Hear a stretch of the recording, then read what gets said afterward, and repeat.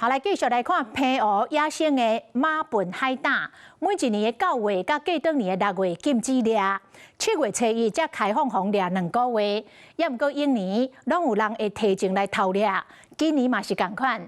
加在這個檢察長超前部署，而這個海岸線布線果然獵到7個人，偷獵數量超過300粒，攏總移送法辦。很重。幾點鐘前，要佇海底白膽，也是講灰膽，天一個光就佇魚市場甲觀光區見面，青甲搖佇震動。外口正燈內底是金黃色的，食起來敢若新鮮的肉搭，真鮮甜。比形容是海中的起司，有真濟遊客介意。買7顆，現在看到一個大顆的，馬上吃，趕快。不吃不快，腥臭味之類的海鮮的不完全不會，不會就鮮甜鮮甜。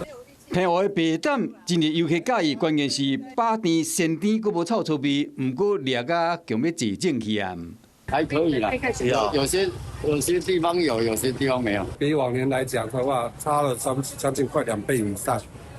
對，所以今年的量，我在想啦，應該是價格會稍微偏高一點。為着海洋資源的影響，澎湖的白膽敢若佇當年7月7日到8月31開放，因為產地甲期限攏有限定，真稀罕，有人就偷食報案。今年到目前統計為止，總共查獲了4件違規的案件，查獲7人，馬糞海膽309顆，均移送地檢署。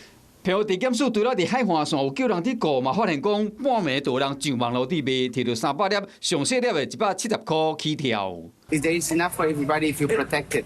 海膽佇海洋的生態鏈是扮演藻類的清道夫的重要角色，環保團體積極宣導愛保護珍貴的海洋，檢食海膽就較袂掠過頭，佇食慾甲海洋永續之間取得平衡。